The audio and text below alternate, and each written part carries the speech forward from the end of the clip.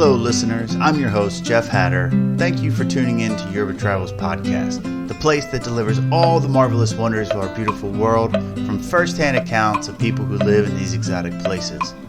After listening, head over to yerbatravels.com to find out more cool information. That's yerbatravels.com. And don't forget to subscribe and join the Yerba Travels community. Now, sit back, relax, and enjoy today's conversation. All right, my guest today is joining us from the Queen City, better known as Cincinnati, Ohio, in the United States, and his name is Juan. Juan, welcome to the show. Jeff, thank you for having me. It's been quite some time since we've actually got to interact. For the listeners out there, me and Jeff, we met back in elementary school. And I think, honestly, the last time we may even see each other in person was 6th grade, 5th grade, possibly. Gosh, yeah, probably. So, no, Jeff, thank you for reaching out to me about this podcast. It's a great opportunity to not only chat with you, but to tell you about my adventures in life and what has got me to this point and kind of, what I'm expecting out of the future. So thanks for the opportunity to join the podcast. Yeah, well, it's a pleasure to have you on. I know we were having a conversation before we got into this, and I know that you're really big into the MMA scene and stuff. So some of our listeners are big into that, and I can't wait to talk about it. So why don't you go ahead and introduce yourself? Tell us, a little bit about where you live and what you do. Yeah, so I live in Cincinnati, Ohio, which is located in the Midwest of the United States. We're in the heart-shaped state, as I like to refer to it. So I tell everybody we're the heartbeat of America. Nice. We're not, though, but I like to think that, but we're Nice. definitely not. I lived here pretty much my entire life. And one of the things that's kind of intrigued me throughout the last 10, 15 years was I wanted to kind of get outside of the bubble that I've lived in, because I know there's so much to this, our country and the world, that I want to explore, learn about, and just meet new people, taste new foods, see new sights, and all that. So a few years ago, I started traveling amongst the country here because we have a very vast country that a lot of people don't get to explore. They live in their city their entire lives, may take vacation here or there, And a but lot of people don't know how big it is. yes, it's huge. Massive. Um, Yeah. it's like 2,000 miles coast to coast, and it will take you, if you travel nonstop, 3 days to get from one side to the other. Obviously, you're going to stop along the way, so it takes much longer. Mm-hmm. And I'm I'm about from to Virginia Beach, which is on the East Coast. I'm about an 8-hour drive, which Okay. you can do just one day trip. You can get there. But I left from Cincinnati to get to the West Coast. That took me 4 days, with stops in between, rest and all that, gas, food, etc. Mm-hmm. So to go from coast to coast driving, you're looking at least probably 5, 6 days, without really stopping and seeing things. That's just gas, food, sleep for 6 to 8 hours, get back on the road, Hit the and road get again. driving. Yeah. But no, so that's kind of like I've done that now 3 years where I've kind of like traveled the countries, which we'll get into here in a little bit. But my goal this year was to travel abroad for the first time to kind of get outside of the American bubble. And unfortunately, COVID kind of wrecked those plans. So I'm hoping next year things kind of settle down. We kind of get back to normal. So I can start traveling abroad and seeing what the world has to offer now that I've had the great opportunity to see what uh, United States has had to offer. Mm-hmm. So that's kind of where I'm at in my travel experience. But I know you asked about MMA. And so the listeners, they are very familiar with mixed martial arts, cage fighting, and all that. Uh, Obviously, UFC is the biggest brand in the globe. Each Right. country has their own organization that may be more popular than the UFC, but overall, the UFC is the biggest in the world. But I like to focus on the local scene, and so geographically, we are kind of broken up to like the West, East, South, Midwest. We really don't have a North. It's more of considered the Central. But so I'm in the Midwest area of the United States, and so I focused on what we call the Ohio Valley region. Mm-hmm. So that would be states that consist of Ohio, Kentucky, Indiana, West Virginia, Western Pennsylvania, and Tennessee. That was kind of like the area where I focused on the most. So we're Okay. looking at a 6-state geographical area, and Cincinnati's kind of like dead center, and like we would just go around that. But we have a site or a channel, sports channel called ESPN here, and the way I would explain it to everybody is we're the local ESPN channel where we focus on the local fighters, the amateurs, or the low level professionals who haven't quite made it to that next level where you're going to get into like the Bellator back in the day was like Strike Force, or then eventually onto the UFC. So we would just focus on the local level fighters and started. I actually backtrack here a little bit. One of my best friends, he got into fighting, and so we started out like I was still in high school, and he was fighting at local bars. Like this was before early 2000s, back before UFC even got popular, and we would just go to bars and have fights. They were like organized fights. They had a cage or a boxing ring, and kind of like tough man competitions. And Yeah. he kind of got into that, and that's kind of where I found the love and passion for the sport. And so I kept traveling, as far as I could to all these events, and eventually I met up with this guy at this random event, and we just got to talking, and we clicked, and we each had the love and passion for the sport, and so we turned that into a website. That was January 2011, so almost 10 years ago. Uh-huh. Started the site called Bluegrass MMA. Unfortunately, it is no longer. We sold the company 2 years ago, January of 2019. We sold the company to another organization who still puts on fights. But actually, just had to take the website down last month. So if you go to Oh. bluegrassmma.com, you'll just see. Honestly, I don't know what I put up. Nothing there now, right? Yeah, there's nothing there now, unfortunately. But we are still on Twitter and Instagram. So if you still search Bluegrass MMA, those haven't come down yet. But that that time period, so from like 2011 to 2019, really, just traveling. The last 4 years have not been as popular, which I'll get into here in a second. But from like 2011 to 2015, it was every Saturday night we were going to some event somewhere in one of the 6 states I mentioned previously. Mm-hmm. Some weekends it might be like Friday night we'll go here, Saturday night we'll go here, and then a lot of the times we got there's a couple of us where we'd pay people to go cover events for us, and I would be here Friday night, somebody will be here Friday night, and then Saturday night I'll be here, and then they'll be there. So like we were doing a lot Wow. back in like the 2011 2015 era.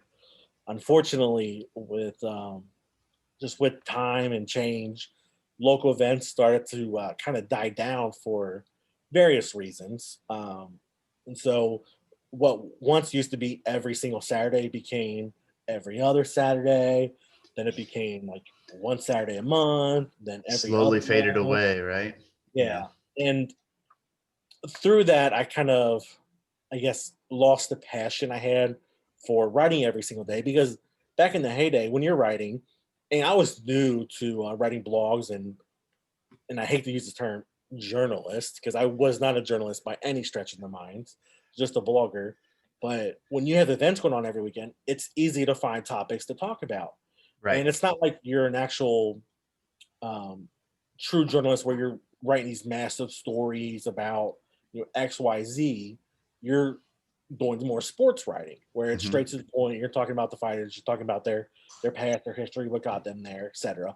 Trying to build an article that will translate to views because at the end of the day, you're only writing articles so people read them. And Mm-hmm. that's kind of where we get into this clickbait issue with the news around the world today. We won't get into that, but uh, so it was easy to write articles because you got fights every single weekend. You got people to talk to, but as the events started dying down, you had less news to write about, and it just became harder to like, all right, well, I guess I'll write an article this week instead of I'll write two or three a day. When now it just Oh. came a week, and it's like it became more cumbersome to continue to do that, and so that just kind of faded away. But it was that time frame. It was nice because you just met so many people, and I've probably seen thousands of fights in that time period.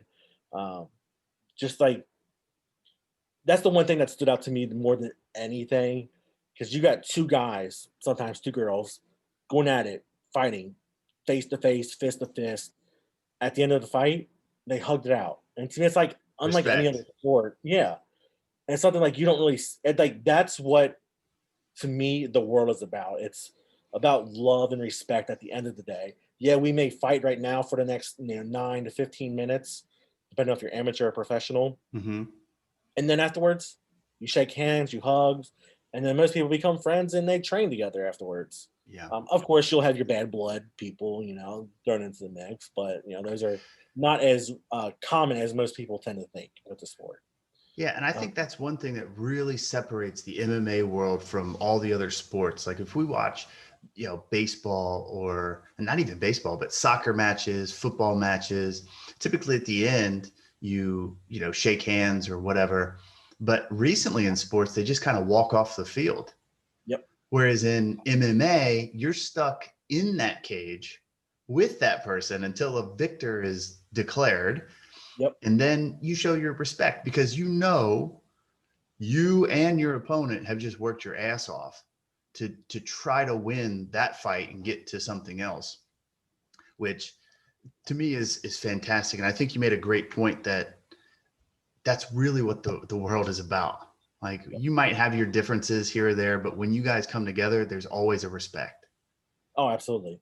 And honestly, that something great just happened. So one of the local fighters that I've seen fight, probably half a dozen times, stretching back the past 10 years, he was just picked up a couple days ago to be on Dana White's Contender Series. Which have you heard of that at all? Oh yeah, I'm familiar with it. Okay. Tell our listeners a little bit about what it is. The UFC Dana White Contender Series is about new fighters coming up and trying to stake their claim and get into the UFC, right? Yes. So Yeah. it started out as a web series 2 or 3 years ago, but it's become more mainstream now. Dana White, the former owner of the Ultimate Fighting Championship, I'm sorry, the president of the UFC, he's still on board with the new company, etc. But it is a show that airs on Tuesday nights. They'll run it for like 8 to 10 weeks in a row, take a break, and then pick it back up again. But they'll bring fighters on that are like on the regional level. They're not to the pro, to the national or the international level, just the regional, and they'll fight for a contract. If they're good enough, they put on a great performance, Dana White will offer them a contract. So one of the local fighters from Kentucky, so I'm in Cincinnati, which is the bottom part of Ohio. So we're literally across the river from Kentucky. Mm-hmm. So a fighter from Kentucky they had a cancellation at one of the events, and they reached out to him. So on 4 days' notice, he packed up his bags, flew out to Las Vegas, and he just competed on Wednesday night. So 2 days ago, he just competed on the show. Unfortunately, he came up short, but he still put on a hell of a performance because he wasn't in training camp preparing for the fight. It was only on 4 days' notice. Wow. But the local community, had an like outpour of support, encouraging him, telling him that they'll be tuned in to watch the fight and how proud they are of him. And it's just like that type of community, even though it's two guys fighting, which typically signals like something bad is happening. There's some sort of bad blood. But no, like just the community just like was outpouring love and respect for the guy. And so like that's what I got to grow and love and cherish with the community.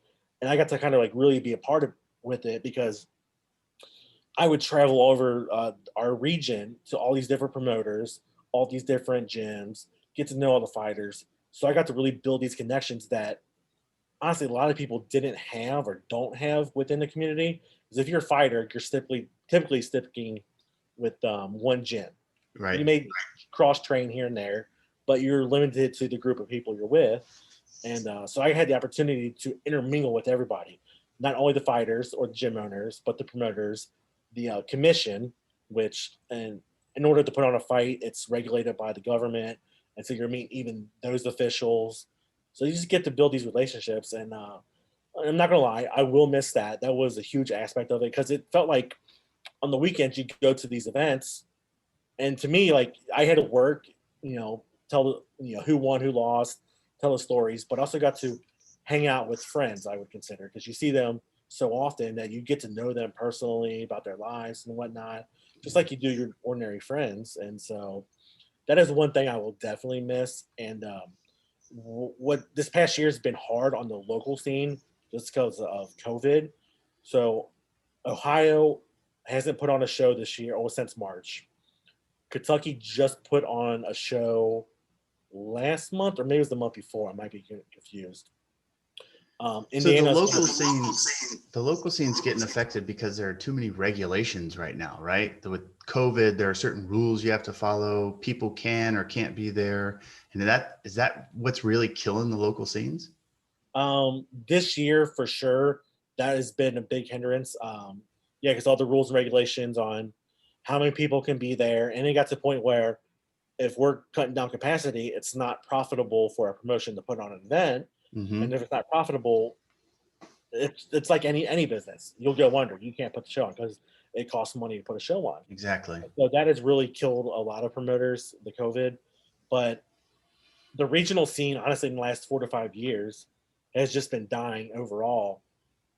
Is I felt like when I got into it 10 years ago, it was like I guess it might have been the hit thing to do was to go to the gym, train, get into a fight.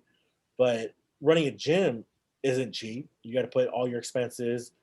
And so gyms just started closing up shop because it became too expensive to actually run it. And so once the gym started closing, the fighter pool started to get smaller and smaller and smaller. Yeah. And so promoters couldn't reach out to your 30 to 50 gyms. Now all these promoters are going to the same 10 gyms. And so getting the fighters to fight for them was hard. And so the promoters started to go under because there just wasn't enough fighters. And so So it just kind it's of created like this domino effect. One thing falls and then the gym closes and then the fighters don't come and promoters and then it just snowballs after that, right? Yeah, I think it was 2013. Um, California, obviously, it's the biggest uh, most populous state in America. Hmm. Uh, they obviously put on the most events out of the entire country.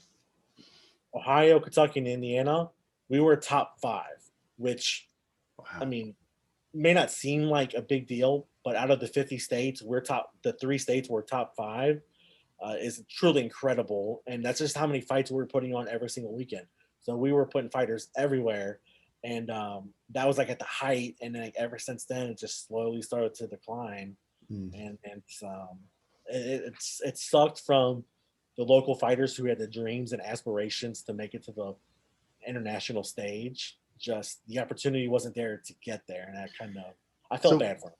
So what do you see now? Like what do you see as the future for these young fighters coming up? Because as you said, UFC's blown up, Bellator's blown up. You got Strikeforce and all these other MMA, companies. What do you see as the future for these young guys coming up who want to get up to that level, but they don't have these local communities to support them and give them the opportunities to fight? So we sold our company we sold Bluegrass MMA to a company called B2 Digital.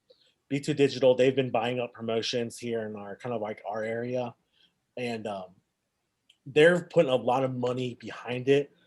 They're doing what's big now, which for the regional scene is huge. They're doing a lot of pay-per-views, which for the UFC is that's a common day. That's Right. normal. But for the regional That's promotion, huge. it's huge because there's a lot of money involved getting that production up, Yeah. and not only that, but the backroom support to make sure that everything runs smooth. Hmm. So there are still promotions out there. The big thing is you have to travel. You're not going to you're not going to be able to fight in your hometown most likely. You might not be able to fight in your town next door. You're going to have to travel a bit, get out there, which costs money. And a lot of the fighters don't have the resources to not Right. only train, you got your supplements, your eating, then you got to travel to the fights and all that. And some So of them have full-time jobs. They're training on the side to become yeah, fighters. So um, yeah. not to mention that in family. So it's becoming Hmm. scarce to do it. So you really kind of dedicate your life to if you want to actually make this reality. You have to dedicate to it. And there are fighters out there who are doing it. It's not easy, and it's either you want it or you don't. And that's honestly Yeah. kind of anything in life. If you want it bad enough, you're going to go after it. And Right. hopefully you have the skill set to actually get there. Mm-hmm. Yeah. Wow. Yeah, that's good. Well, that's good. What was the name of the new company? B2 Digital? Yeah, B2 Digital. You can look them up, b2mma.com. B2. Okay. B2MMA.com. That's cool. Yeah, So they're you mentioned that you got to travel a lot with this. You went, in Kentucky, Indiana. For the international listeners out there, that's kind of almost the central part of the United States, right? It's not near any coasts or anything. Through your travels with MMA, getting to hang out with these fighters and stuff, what was the best area you went to for fights? if you're from the Midwest, you'll know there's nothing special about any of these places. Come on, there's always something special. Were there fights like were the fights down in Nashville? Were they held in big cities? Um, I went to one in Nashville. Obviously, the bigger cities, you're gonna have to pay more for the venue. So most of the local promotions weren't in like the larger cities; they were more in the medium size to Okay. small cities, just because of cost. Um, I say the most interesting, yes, the most interesting one. It was in somewhere near Paducah, Kentucky, and Paducah, Kentucky is legitimately in the middle of nowhere. I met up True. with True. The middle of nowhere. I met up with the commissioner for the state of Kentucky. I met up with him in Louisville.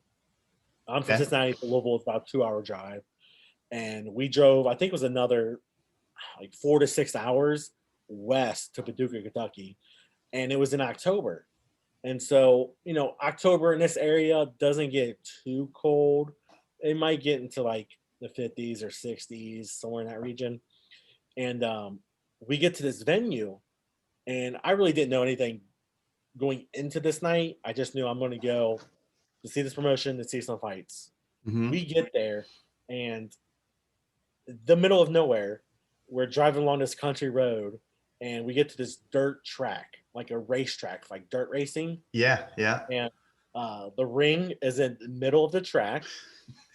I'm sitting cage side, and it's probably 40 degrees out.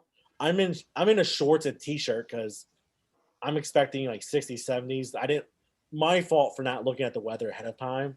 And so I'm sitting there shivering the entire time. And there was supposed to be, I think, like 10, 11, 12 fights. There ended up being three. Three fights that night. And so I had probably traveled, close to 7, 8 hours to go see three fights. Well, why were they held outside? First off, October, whether it's 60 or 70 degrees, that's still cold to be, fighting. The UFC fighters only have on their spandex shorts, right? And their gloves. So they're half naked as it is already. What in the world? Why were they outside having these fights? I have no clue why it was outside. And not only that, since it was around 40 or so degrees, the mist, dew started, because it started to get dark out. So the mist and dew was starting to settle in, and these fighters were like slipping all over the place because they couldn't clean up. Because normally on a fight, you're gonna or inside of a cage, you're gonna typically fight on canvas, Right. which is obviously more porous. They had vinyl on this one, so you're just slipping and sliding all over the place. And So it's I'm like like, fighting on a slip and slide. yes, yeah. And so I'm like, this has to be I wouldn't say the most unique or nice place, but um, the most unique situation I've ever been in as far as fights had to go. And I'm like, that is something you don't ever want to see. But Well, we yeah, love you, Paducah. I've been there. Paducah, it really is a good place, but come on. Come on. yeah. So Wow. that Yeah, was that's definitely unique. That's an interesting story. I would never imagine that. I would never imagine being that cold, being outside. I know they have fights outside, right? But they have them in warm places. You go to Miami or something. But to have a fight when it's 40 degrees Fahrenheit, which is probably, I don't know, less than 10 degrees Celsius. yeah, And at night, like you said, when the dew is setting in and everything's slippery, on top of that, you throw in vinyl or whatever, some sort of plastic. That just sounds like a So disaster. on top of that, so that was that extreme. I went to an event before where we were outdoors in Lawrenceburg, Indiana, Hmm. also at a racetrack. Oddly enough, now that I think about it, uh, but it was above 100 degrees.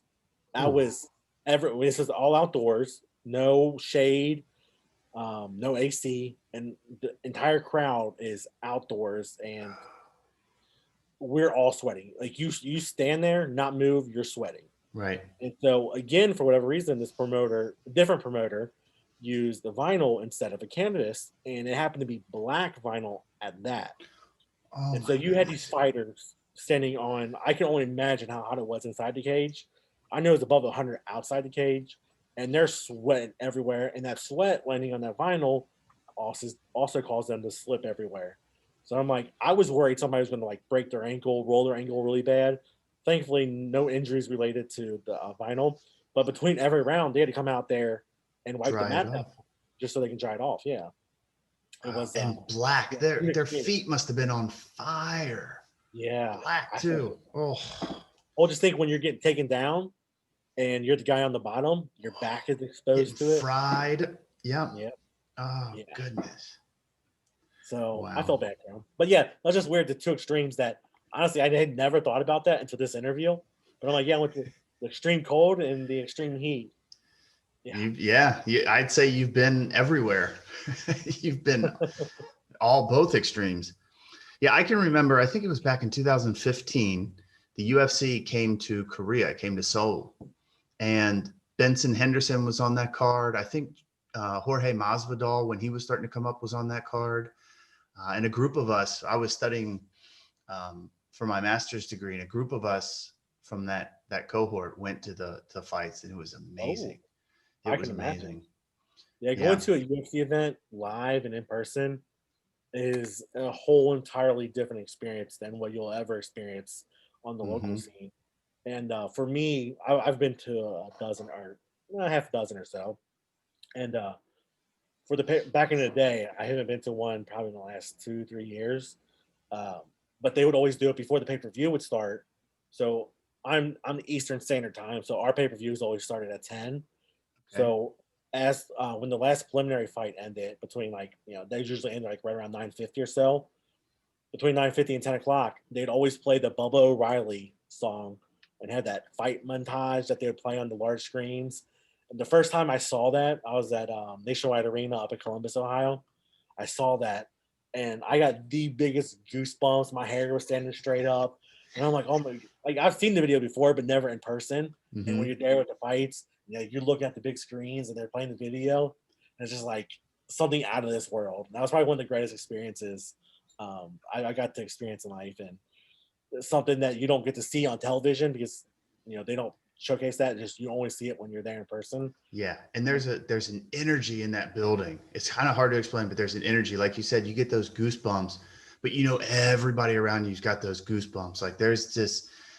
Plus, you're in a fight, so Yeah. everybody's adrenaline's rushing. Not just the fighters, but the people, the fans watching. Everybody's adrenaline's rushing. Get a few beers in you. Those songs come on. People go wild. The shouts, the screams, the energy. There's nothing like a live event. And There- I would even go as far as to say a UFC live event is nothing like other sports events. Oh, Like if you absolutely. go to a football event, the Cincinnati Bengals game when they do that welcome to the jungle or they come out, like you get this feeling. But when you're at a UFC event and you're typically inside and it's domed, right? There's nothing open. There's nothing like that feeling, that energy flowing through the whole place. Oh, absolutely. And what was crazy is to me when I first went to my first show, you don't like really realize it when you're watching it on television, but in between fights, you would go stretches of like 15, upwards of 30 minutes in between Hmm. fights. You don't really pay attention to that when you're watching on TV, but when you're in the arena, you're like, holy crap, I've been waiting a long time for a fight. But Hmm. also at the same time, like I didn't at least, I didn't really think about it until like towards the end of the night. And you're like, oh, wait, I sat more talking to you than I actually got to watch fighting. But like Yeah. it's just something you don't think about. Like just still the atmosphere, the electricity in the air, it just keeps you out because you're there for 6 hours from the first. If Exactly. you go for the first fight to the last fight, you're Yeah, there if you're for there for the prelims and everything, you're there, like you said, 6 hours. But as you said, all the fights total time is about an hour, yeah, right? Maybe two if you got a couple of main events, a couple of title fights or something going on. But you're right. The fights happen really quick, and they're over before you know it as well. You're yes, just yes like, they are. oh, this started. Oh, it's over. That was incredible. That was amazing. Yeah. Yeah, no, absolutely. And I guess like when you watch football, baseball, actually baseball might be slightly different, but like football, to me, I'd rather be at home watching it on the screen because you're gonna get better like shots, angles, Mhm. be able to see plays up close. Whereas at the football stadiums, you really can't. You're to me, you only go to the football games to experience it. Like I Right. wouldn't go every single game. I'd go like maybe a couple a season, and but I'd rather be at home watching the football games. Baseball games, I'd rather be at the stadium because it's more of like a night out with friends. So at least for me, I really didn't pay attention to the game as much. You're just, you know, talking, talking the Well, just smack. like a social event than going to a Yeah, sports game. Yeah, I yeah, hear you on that. I get you. yeah, Huh. Well, we were talking about traveling and this and that. You've talked about how you've traveled from East to West Coast. You've traveled with MMA. To you, whether it's traveling with MMA or just your free time travel, what's been the most exciting place that you've been to in the United States? yeah. So first, let me say, I wish I was able to like show you something, but I got nothing to like really show you. It's kind of a help out. But if you can visualize Maybe the I'll put United some States, pictures up later. I'll try to get some pictures for anybody watching this on YouTube. I'll see if I can, drop some pictures in the video for you. good, yeah, good. But so a few years back, I was like, um, I was working my job, and I really don't take vacation that much. I just kind of like bank up my vacation time and just get paid for it instead of actually using it. But I was working this job, and they told me you can't roll your vacation over, and we're not going to pay you out on it. So you kind of either have to use it or lose it. Mm-hmm. And this was in October, and so I was like, I guess I'll just use it. Can I go ahead and take a little over 2 weeks off? And we had to go back and forth because my job was kind of like a necessity type job, so it'd be hard to take time off. Okay. And so, but we got to talking, and they approved it. So I was like, all right, cool. My next question was like, well, what am I going to do now? I got 2.5 weeks off. I really Yeah. didn't think I'd get approved, and I really didn't plan anything. And it's not like I can call up my friends like, hey, let's go on vacation for 2.5 weeks because getting off 2.5 weeks is not the easiest thing. And No. not only that, people might have families. People might not have the money to go on vacation for 2.5 weeks. Right. So it's like, what am I going to do? And I was like, you know what? I've never really got to explore the United States, and there's just so much that I want to see that I haven't seen. And what about the things that I don't even know about that I would love to see? Was And there so I was was there like, anything that sparked that interest? Were you like reading a book or something and went, "Oh, that actually sounds cool if I traveled," or was it just a thought that you had? um, it was something it wasn't a book. It might have been like a quote I saw, but Okay. it was something along the lines of we as humans we're too scared to step outside of our comfort zone or our bubble. We just become accustomed to it, and we don't want to get outside that because we're scared of the unknown. And I was like, you know what? What's something that people want to do but they're too scared to do? And so I just got to thinking, just like messing around on the internet. And I was like, you know what? And I bounced this idea off a couple people, and they're like, yeah, we would never do anything like that. And so I was like, you know what? I'm going to do that.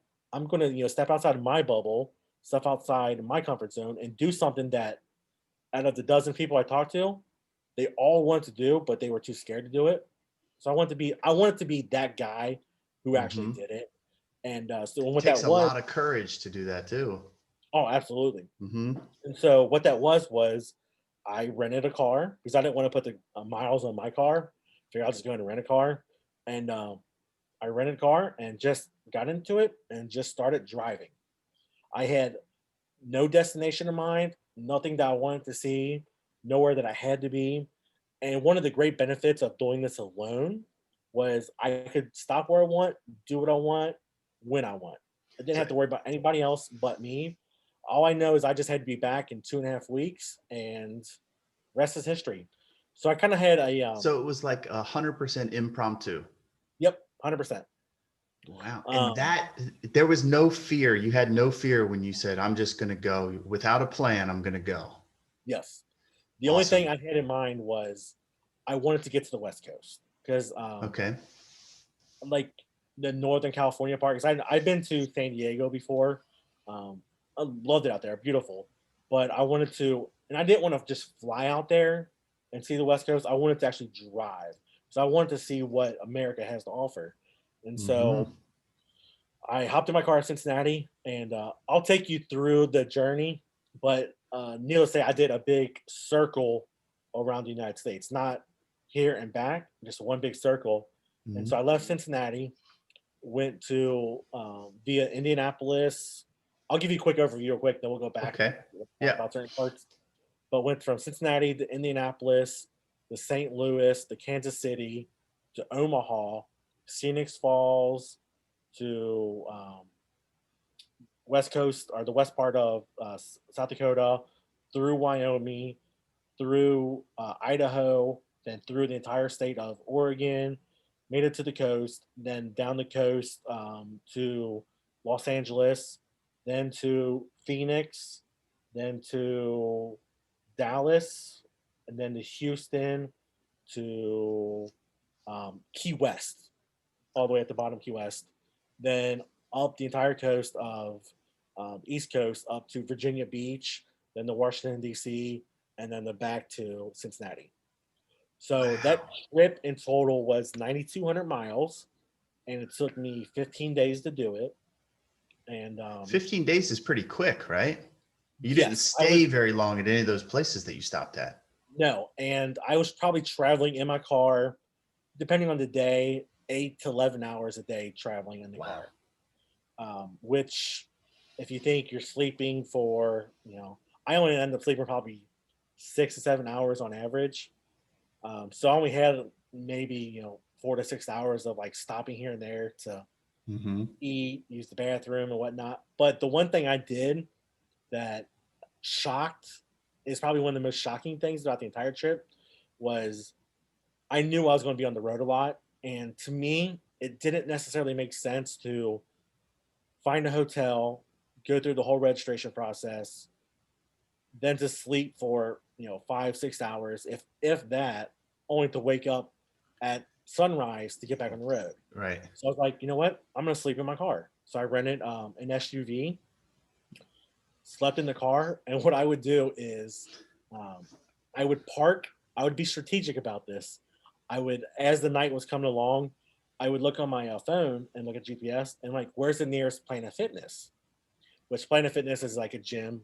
It's like Gold's Gym, LA Fit or LA Fitness, I think it's called. Yeah. Anyways, Hmm. Planet Fitness. I would park next as close as I could get to Planet Fitness.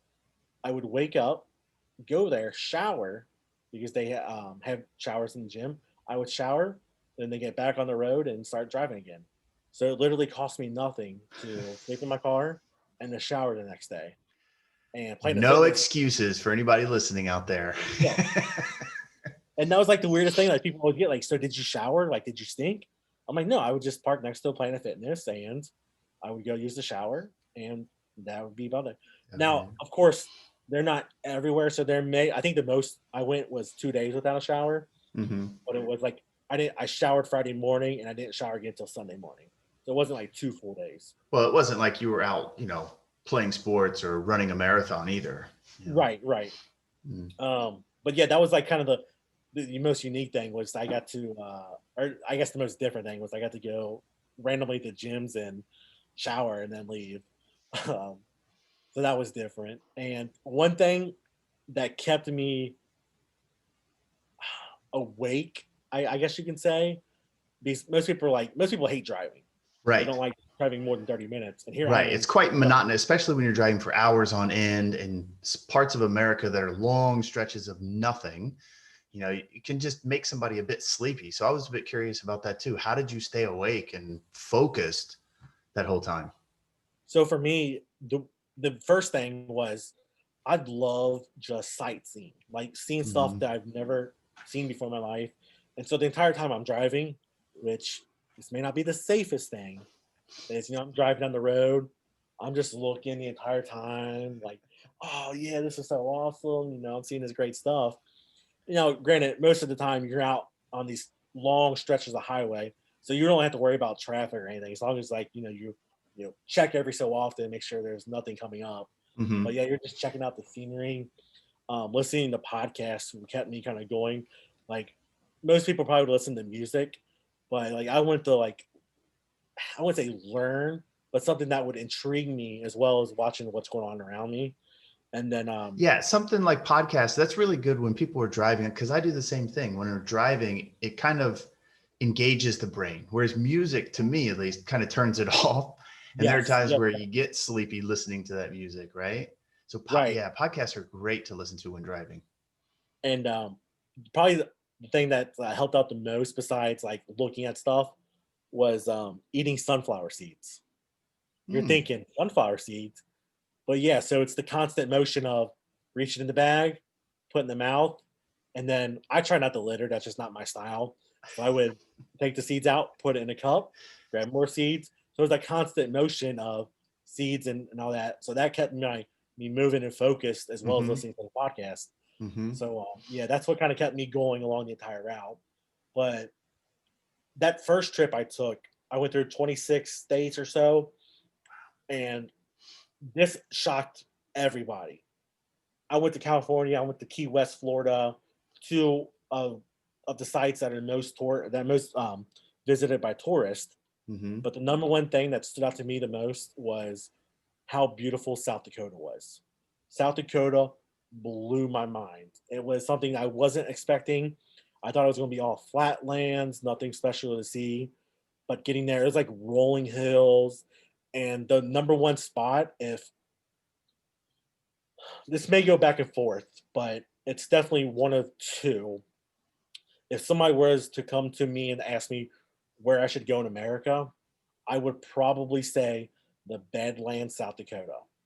I don't know what it was specifically about it, but just getting there and seeing something that I wasn't expecting at all, it kind of reminded me of, that's kind of hard to describe, like maybe craters on the moon almost, or kind of like an extraterrestrial terrain, something like like I was not expecting to see this at all. But if you Google Badlands, South Dakota, you'll see it and know exactly what I'm talking about. And I got there, and it was just like surreal to me to see this in the legit middle of nowhere, and just be able to take that in. And what I did, I got there closer into the evening time, and Hmm. so I was like, I'm gonna travel through the park. Park closed down. I'm there by myself, dark as can be, because we're in the middle of nowhere. There's no businesses, no houses, No no lights, community. nothing. Yeah. I'm All I can see is what my headlights are looking at, and I'm not gonna lie. Part of me kind of started to panic a little bit because it's like my GPS was intermittent. My cell phone service was intermittent, so I kind of had a general idea of where I'm going, but a lot of this is dirt paths and dirt roads back in this park, and so I'm like, if I make a wrong turn, I could be stuck here till morning. Um, Hmm. but knowing that I had that, knowing if as long as I can make it through the night, I'll be safe. So I wasn't like that genuinely concerned, but there was a bit of like, oh my god, something could go wrong, and there's nobody here to help me. But I was just That's traveling a through the park. real wake up call, isn't it? Oh Being put yeah, in those situations puts you on high alert, helps you really focus on stuff that's going on, but also drives you to get something done. Like you said, you're focused on driving. I got to get somewhere where I can park and be safe and going. So as scary as it was, those are actually good situations to be in. it is. Yeah, it's definitely an eye-opening experience, something Yeah. that I'm thankful for because it's like I feel like it's made me a better person and have a stronger mentality. Hmm. But so I'm driving through the park, and I decided, you know what, I'm gonna pull over. I opened up because I rent an SUV, so I opened up the back end of it. Just sat there, looked up at the stars, listened to the coyotes, the buffalo roam, and just sit there and just like took a like maybe an hour or two. I just took it all in. I'm like, this is what this is what I wanted out of this trip, and this is what I needed it to come out of this, to kind of like showcase to me that I can not only step outside my bubble, but that I can experience something that probably, I don't know, it's a totally random number, 80% of America won't ever get to experience, because they're stuck in their cities, their towns, and they never get Hmm. outside of And nobody, at least people in the States, again, like you said, the number is totally random, and it's not like I know everybody in the States. But when you ask people about vacations or going somewhere, you're never going to hear South Dakota. Yeah, never. You're never going to hear Badland. You're not going to hear those, right? Unless you're talking to somebody who's a hunter or an outdoorsman or something like that. Right. But it's so important that people vacation to those spots Oh, for a 100%. few reasons. Over tourist places, they destroy the economies, not economies, the environment. They pollute the beaches. They're they're overcrowded.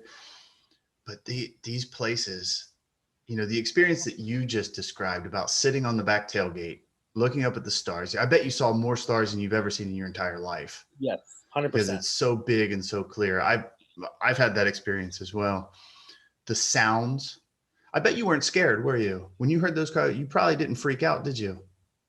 I reached for my knife just in case, but genuinely, no, I wasn't scared. Yeah, that's something that I've always had trouble explaining to people is when you're outdoor, like you said, you might grab something, but there isn't, unless you're in the middle of the woods, that could be Yeah, quite that's scary. different. When you're outdoors, camping or hiking, whatever, there's not really a sense of fear. No. There's a sense of awareness and alertness. There's not really the sense of fear, but it wakes you up too, right? It wakes up all of your senses, your sight, the sounds, smells you've probably never smelled before. So those are, yeah. No, that was actually a good point you brought up there. And being out in the country, out away from society, to be able to me, like the air was different. It felt fresh, felt natural, didn't feel polluted at all. So being able to like take that deep breath, like that was even relaxing, and something Hmm. you don't get to experience on a day-to-day basis. So even something so small and minute has such a large impact. Yeah. Yeah. So But I tell people when they travel, go places, don't go to New York City.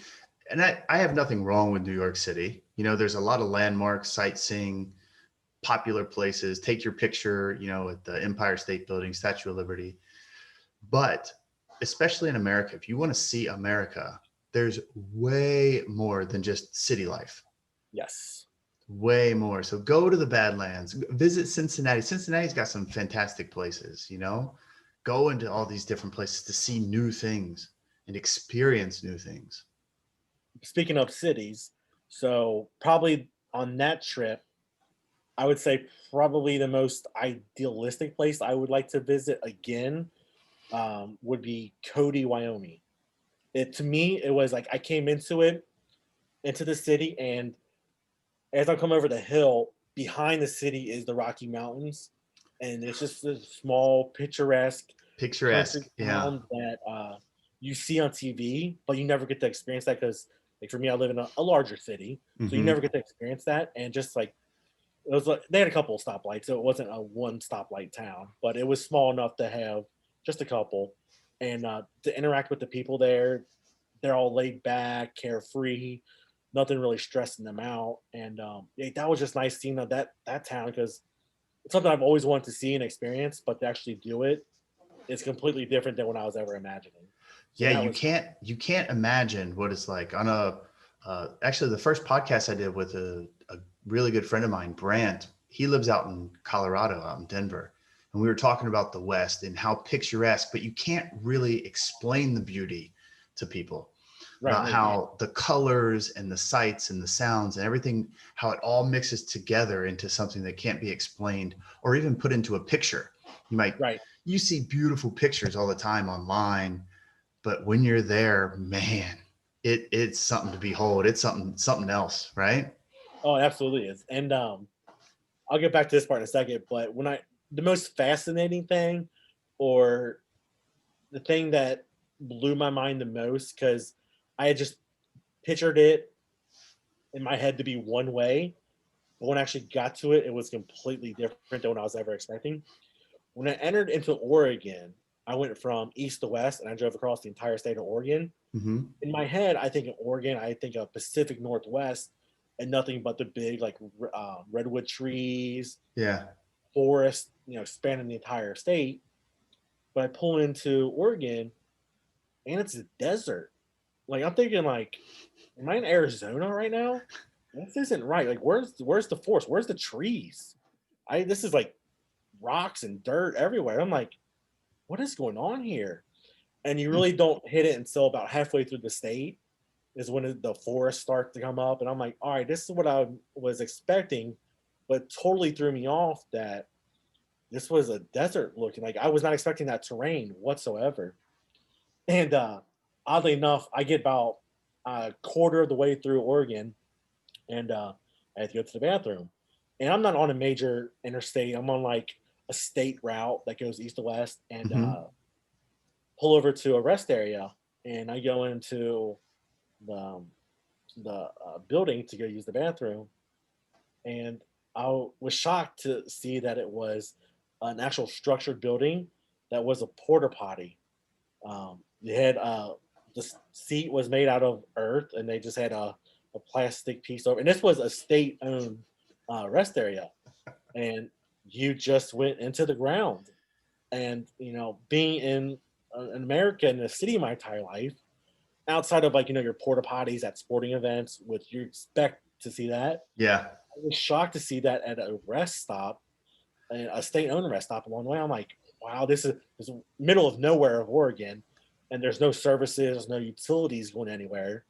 And I'm like, holy, that was kind of like eye-opening to me. Like, there were like small little towns along the way, and it's just like people live like live like this, not in necessarily the outhouse, but they live so far removed from the Hmm. city life that it's almost like, to me, exploring like and I don't mean this in a bad way whatsoever, but almost like exploring a third world country that I didn't expect America to be like that at all. I thought America was all like city life or maybe like your country towns here and there. But to see some of the things uh, that I saw along the way, and I have a great story about that on my second trip. But yeah, I made it out to the West Coast eventually, and I So it drove down. sounds like traveling really opened your eyes up, Yes, right? It probably made you appreciate things a bit more. It probably made you kind of question things. Like you said, living in a city and then, going to an earth toilet is quite different. And, when most people, when they see that or they experience that, it's a negative thing. But then you start to think, wait a minute, this is just how people live. This isn't something that they have to do. Maybe it's a choice that they do. Maybe they want to, be eco-friendly. Maybe that your brain starts to think about these things and you're not so, you know, single-minded in something, which we all get stuck in that position, right? right. I have this. Well, and when you travel, I can say this from experience, when you travel, you look at something new and go, ugh, why can't you guys have a normal toilet? Why can't you guys do this? But over time, you start to open up, you become open-minded about things, and then you understand why things are the way they are. Yeah, no, absolutely. Um, I'm gonna jump around here for a second. Okay. So outlined my first trip around the country. Well, the second trip I did, I'll outline this real quick and then get to the story. But I left Cincinnati, went up to Michigan through Indiana, and I rode the entire length of Lake Michigan on the coast, from Michigan State Beach up to Traverse City, Mm-hmm. um, and then up through the Upper Peninsula, UP. Yeah. and then through Wisconsin, then Minnesota, then North Dakota, then Montana. Then I actually went up to into Canada, went to Calgary, Calgary to Vancouver, and then I drove from Vancouver, British Columbia, which is in Canada, the entire length of the Pacific Coast Highway down to Tijuana, Mexico. So I traveled Wow. 3 countries in one stretch along the entire West Coast. Then came back, went to Yuma, Arizona, then to Albuquerque, New Mexico, through Phoenix again this time, through the northern part of Texas, Amarillo, Texas, then through Oklahoma, Missouri, and then Illinois, Indiana, back to Ohio. So that was my second trip. But two things I want to point out on that one is when I got to Montana, I went through the entire length of Montana till I got to, I always pronounce the city wrong, so forgive me on this one, but I think it's called like Nishua, Montana, where the university is in Montana, and went north from there. And I went up the Flathead Lake, which you always see pictures of lakes where you can look down and see the rocks, like it's Mhm. crystal clear. But being in the Midwest, you don't have anything like that. Yeah. And I saw pictures of this online, and I was traveling, and I was like, I want to check this out. So I went to the lake, and no joke, you can see down to the bottom, see the rocks crystal clear. And I'm like, "Oh, I finally got to experience this. Like you see pictures of it, and like you wonder, like, is this real? Is this photoshopped? But to actually see it in person was like, wow. But then I drove through Glacier National Forest. So I went east to west, up north, and I came back across the Glacier National Forest, and then I went up north to get to Canada. But as soon as I came through Glacier National Forest, you're on the opposite. You go through the Rocky Mountains, and then you come out on the other side of the Rocky Mountains. Okay. And I'm driving away from the Rocky Mountains to get towards Canada, and I stop along the road, and I want to take a picture of the Rocky Mountains. And to me, I have my windows up because I'm going kind of fast, so it's hard to listen to podcasts because they're not loud like music. So Mhm. sometimes I'll have the windows up and I'm just cruising along, and so I didn't really think nothing of it. And I stop, pull over, and as soon as I open up that door, that car door flings wide open, hits the quarter panel on the front, and my first thought was like, "Oh my god, did I just lose my door? Like, what the heck is going on here?" That wind was so strong, it just flung that thing right open. And I'm trying to, like, I'm grabbing that door with both hands. I get my foot planted on the car. I can't pull that door closed. Oh So I'm no. like thinking, what the heck am I going to do? A, did I break the door? Or B, is this wind that strong? And I didn't really think about it right away, but I'm like, this wind is coming off these, you know, 15,000 plus mountain ranges down into the valley. I'm like, yeah, Mhm. this is like some strong wind. And so finally I was like, why don't I um, open the window, and then that way wind can still go through. So I'm not getting all that whole entire door force against it. So I Right. lowered the window, grabbed the door, and then finally able to get it shut after a few times. But like that was just like wow. And then so I had to from there I turned and went north. So now the wind is hitting the car sideways. And the car, this is the only time in my entire life where I thought like this could be the moment where something bad happens. I'm white knuckling the steering Steering wheel. wheel. It's like every second it's like jerking. Like I gotta like pull back open. And again, in the middle of nowhere, Montana, no cell phone reception. Right. And I'm thinking like if this wind rolls my car, I'm going down to the ditch on my right. Ooh. And I don't know when somebody's gonna be able to see me, let alone if the ambulance is what time they're gonna be able to get here. And it was like that for probably a good hour and a half. I'm like just white knuckling, like, oh my god, oh my god, oh my god, don't roll, don't roll, don't roll. Um, but during that, and what I wanted to kind of highlight here was I got to a point where I got to an Indian reservation.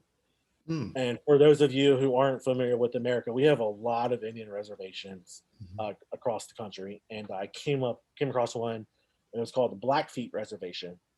And it was the first time I genuinely got to see an actual real Indian reservation. And man, not to get too, I guess, political in this world, but uh, coming into this, it was a small. I guess the only way I can really say it is like a shanty town, Mm. something that you would see in a third world country. Just the way these people are living in the middle of nowhere, Montana. Like they're just putting their houses together with whatever resources they can find. And I honestly, I genuinely felt bad that what Americans did to the Indians that they don't teach you about in school, they don't teach you about on TV, you don't Right. see anything like this. And it's just like these people are living like this. And it's like this is not to me, I don't see this as a way of living the way that they were doing so. And I just felt like that was honestly like really eye opening to me to see how other people in our country are living like that. It just Did you by honestly wasn't. chance get an opportunity to stop and talk to anybody on the reservation? No, I Did didn't you see have? anybody. Oh There was no, like you didn't see animals on my. anybody? No, there wasn't Oh, any cars driving. Nobody was out. Um, hmm. Obviously, you can tell people were there because I see cars in driveways, and they were still like farm animals. And one of the things that kind of like stood out to me as I was driving, because the wind in this area, at least on this particular day, was so powerful, but there was no trees, nothing to like guard against the wind. And there was this telephone pole along this like horse ranch, I guess if you want to call it that. But there were only two horses there. And I looked at the horses, and if the wind is coming this way, there's a small telephone pole here, and the horses were lined up Directly behind two it? horses front and right behind it, and then right behind the telephone pole to kind of block the wind. Yep. And I'm like to me that was like realizing how smart animals and horses are to realize I need to stand behind this telephone pole to block the wind.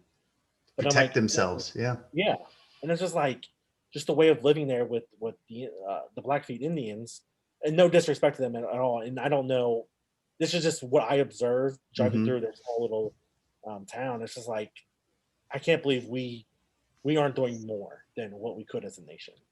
And then let alone what we could be doing. We got it nice here in America. We're a first world country. We do a lot as a country to give back to the world, but Hmm. like we need to be doing more. And that kind of opened my eyes. So I started volunteering after that, like at my local food bank, Okay. trying to help out as little as I can with the time I have, trying to do my part. And so I got some people involved with me, so I'm trying to like outreach and get others involved. But Hmm. that was eye opening in itself. But to get on a more of a lighter note, when I got to Calgary, uh, this kind of made me mad. So I called Verizon up. I think, hey, Verizon, I'm going to Canada. I need to get an international roaming plan so I can Yeah. use data because I don't know how else. I don't have a map like the old school Rand McNally maps of what route I should take, let alone how to actually use those books. Uh, so I was like, hey, Verizon, I need some data plan. And they're like, okay, we got you. And so they're like, all right, you'll get 5 gigs and it'll cost you X amount of dollars. And then when Hmm. you reach that, it'll automatically renew. I'm like, okay, that's fine. I'll pay whatever it costs to use it. And no joke, I don't get half an hour into Canada. My data's gone and it didn't roll over. I can't get them on the phone. So all I know is I got to take this one route up to Calgary. And then I get to Calgary. And the first thing I do, I go to Walmart just so I can time, because that's the only store I know of up there. Go to Walmart. I hop on their free Wi-Fi just so I can book a hotel, and I can stay in a hotel in Canada because I needed a Wi-Fi. So at the hotel, I made sure it had free Wi-Fi. That way, I can use it and plan my rest of my trip in Canada because I had no connection to the outside world, and I'm just like free willy traveling here in Canada, not knowing anything. So that was kind of like, wow. Yeah, that's a shocker when things like that. Always prepare for the unexpected. Yes. That's yeah, always prepare, which you it seems like you did. You knew where to go, get the Wi-Fi so you could plan, prepare a bit more. That's good. That's smart on you. Yeah. Um, so I was ended up I stayed in Calgary, and then I went from Calgary to Vancouver, British Columbia. That's about a it's about a 9 hour drive, give or take. But if somebody were to ask me what was the most beautiful scenic drive that I experienced in all my travels thus far, it would be that trip from Calgary, Alberta, to Vancouver, British Columbia. You Okay. drive through the entire. It's called Banff National Forest, BANFF, Okay. and that entire drive was truly remarkable. I'm glad I got to do it when I did it because if I would have waited just like a week or two more, storms, snow would have came through, and you're up in the Rocky Mountains up in Canada, Mm. where they have railroad. I don't know what you call those rails Crossings. across the railroad, but just the arms where they close down the highway if it gets too bad because even they can't get in there and plow quick enough. So like you would see, I'm like, oh, I'm not used to this. It's kind of weird. I'm not didn't Yeah. expect this at all. And I'm glad I got to take the trip when I did. But yeah, just that drive, the scenery through the Rocky Mountains, it was a sight to see. So I'm glad I got to experience that 100%. Yeah, that's awesome, because one thing I tell everybody when they travel is rent a car, because you never know what you're going to see. Like, you know, if you wouldn't have taken this trip, you would have never seen how beautiful that drive was. You would have Right. never seen the hardships that the Native Americans are going through on some of the reservations. You know, just getting out a little bit. Even if people want to take a trip to the city, I still recommend rent a car for a day or two and take a drive. Go drive for an hour or two. That's not really far. Nope. Drive for an hour or two, north, south, east, west, whatever direction you want, because we're lucky today to have GPS on phones and everywhere. Oh, yeah. Take that ride, and you're going to find some just beautiful, beautiful things. Yes, absolutely. So let me ask you, you've been, I mean, we could be on here for days talking about all the amazing places that you've been to. But one thing that I love when I travel, it doesn't matter if it's in the States or somewhere, is food. Was there any place, like, we're from Cincinnati, so when people go, I tell them you got to get a cheese coney, either Skyline, Gold Star, or Dixie, or you got to try Geta, right? So Yes. were you adventurous? Was there any food that really stuck out and went, oh, I wish I had this, or I would tell people about it? So, ironically enough, that's the question I get asked the most about my travels. Really? Yeah, and to me, it's like I'm not. I wouldn't consider myself to be a foodie by any stretch of the mind. Mhm. And one thing that it's kind of funny. One thing I noticed on my travels was since I wasn't staying in hotels at all, I was kind of sleeping in my car, Yeah. and I was always on the road traveling. I I didn't know where my next restroom would be to relieve myself. Uh-huh. And so the first trip around, I would stop in mom and pop shops. I try to go to mom and pop shops because like chain restaurants you can get anywhere. Right. And after about half an hour after eating, I would have to go to the bathroom. And there was a time where I was cutting it really close, and I told myself I don't want to risk that. I don't want to put myself in that situation. So after the first, I think 2 nights, I really didn't stop and explore as much as I would have had liked to. Mhm. Makes Um, sense. yes, I mean, but to kind of go along with that question, people. So I've done this trip 3 times now, Okay. where I would just hop in the car and circle America, and people always ask me like, "Well, you're driving so much, you don't actually get to stop long enough in one city to truly enjoy it." Right. And they're 100% right. That is fact. I don't get to do it I don't get to stop in the city as much as I would like to explore. But in that same aspect, I've gotten to see more of the country than you'll probably ever, not you, but the person asking the Probably question, me. Yeah, yeah. that they'll ever get to see.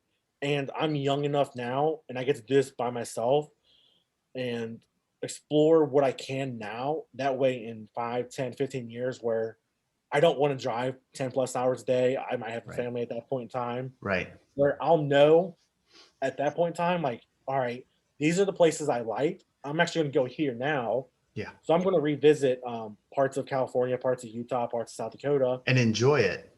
Yeah. Yeah. And so that's the way I look at it. Yes, I'm not seeing as much of particular cities as I would like, but I'm seeing so much more than the average person. Yeah. And so I'm going to take that mindset to try out more foods when I do get to stay in a city longer and Mhm. to get to try the foods. But that is one thing I did miss out on 100%. I wish that could be different, but I would take what I've experienced over the food. Yeah. Well, yeah. I probably would too. I would take experience over food. I just personally enjoy the local foods. Like I was talking about Geta and, you know, certain poutines up in Canada and whatnot. But Right. all right. Well, to kind of wrap this up, we've been on here a little over an hour now, but to wrap it up, Are there any travel tips that you would like to share with people? I think first and foremost, if given the opportunity, don't plan, just go. I feel like a lot of people put a lot of time and effort into planning their trip, and I know certain people are planners and they like to have their itinerary. We're Hmm. gonna be here at a certain time, here at a certain time. The one thing I've come to find out is nothing ever happens the way you want it to happen. Something always comes up, True. curveballs are thrown your way. Mhm. And for me, it was since I didn't have an itinerary set in stone, it was easy for me to adapt and change what I wanted to do. For example, I'd be driving along the road and there'd be like a sign that says, check out this national monument. Like, all right, I'm gonna check out this national monument. Didn't know Mhm. about it, didn't know it was on this route. I'm gonna check it out, and I've got to experience a lot of great things because of that. That philosophy is just go with the winds, Right. take you where life leads you, and got to see a lot of great things because that would probably be my number one tip. Um, Number two is step outside your bubble. Mhm. To me, it's a lot easier than other people because I feel like I have that more of an outgoing personality, the extrovert, uh, where I'll just go up to random strangers and talk with them, and just doing so, you get to open up your eyes to see how other people live, and Mhm. to really truly understand that as much as we all have our own beliefs in life, at our core, we're all humans. We all Right. love each other, and just being able to talk to somebody else and be able to, build relationships if you can, what little it may be, but you never know who you might run into, and they may become your next best friend for all you know. So just being able to step outside your comfort zone and talk to strangers. Yeah, that's a really good point to make is talk to people. People are way more friendly than we give them credit for. Oh We yeah. seem to be afraid to talk to people, but most people want to talk. Through my travels as well, I try to speak to people. Of course, there are people that don't want to talk to you, and that's just the way it is. But staying at a hotel or at a monument, you might kick up a conversation with somebody. It's really important to do that because you get to, like you said, learn about how other people live, learn more about cultures. You might even find new things to do. That's how I found a lot of things through travel is, oh, I'm going over here. Oh, I don't know what that is. Okay, I'm going to check that out later too. Yep. So yeah, those are two fantastic points. Get outside your bubble and get out there. Good. And in the words of Gary Vee here, document, document, document, document. And what I mean by that is don't be head down in your phone the entire time. Take pictures and as many pictures as you can. I look back on as many pictures as I can, as much as I can, just to kind of, because when you take those pictures, you capture that moment. And for Hmm. me, at least, I know what I was doing, where I was, what I was feeling at that time and place. And I like to revisit those pictures to make sure that memory stays alive within me. So that Yeah. way, 20 years down the road, I can look back at that time and be like, yeah, I remember what I was doing, where I was, and what I was feeling at that time. Hmm. And so being able just to not only feel that myself, but to showcase to friends and family, this is Okay. what you're missing out on. Here's proof. Here's your pictures to see Yeah. everything you can. And Yeah. Do you one happen to thing, journal when you do that? When you take pictures, do you keep a journal or notes or anything with you? no, and I follow a lot of people who do that. I just wish I don't like writing. I'm not gonna lie. Like pen and paper, I don't like writing. Like Mm. typing out, I could do that on a computer. But what I did was I would do Instagram stories. That way people that follow me, I would Hmm. document so they can see video and pictures, of course, but see videos, and that's how I was documenting my journeys was, and that's how I felt That's a like great way to do it with technology today. a lot of people were like, "You're doing this by yourself. You're out. Don't you get bored? Don't you get lonely?" And I was like, "No, not really, because I'm doing Instagram stories and or Snapchat, and people are responding to me. Like friends and family responding to me. It's like I'm talking back and forth with people, and I'm like, Right. they get to see what I get to see, and then we're just having that conversation. So Yeah. that would be a tip of mine too, as well. Yes. Great. And that's a really good one. I didn't think about that. The Instagram, because it's immediate sharing. Yes, Immediate yeah, and sharing. I That's would try to good. do live video as well. Hmm. Um, for whatever reason, this past trip, my Instagram Live wasn't working, so I had to do Facebook Live. So I was Facebook Live and I was driving through like national parks and being able to see real time comments, talk to people. And it was cool. And everybody loved it to be able to see stuff that they wouldn't ordinarily be able to see. And here Right. I am showcasing that to the world. And that honestly kind of led me to want to do more traveling and showcase the world to everybody. That's fantastic. I'm going to have to take that tip from you and start doing some more live videos when I travel. Thanks for the Yes. tip. All right, Juan, this has been a fantastic interview. I would love to have you back on because I know you've got a bazillion more stories that you can tell and share with everybody. So hopefully we get you back on. All right. Absolutely. I look forward to it. All right. All right, listeners, thanks for tuning in. This is your host, Jeff Hatter, signing off with Yerba Travels.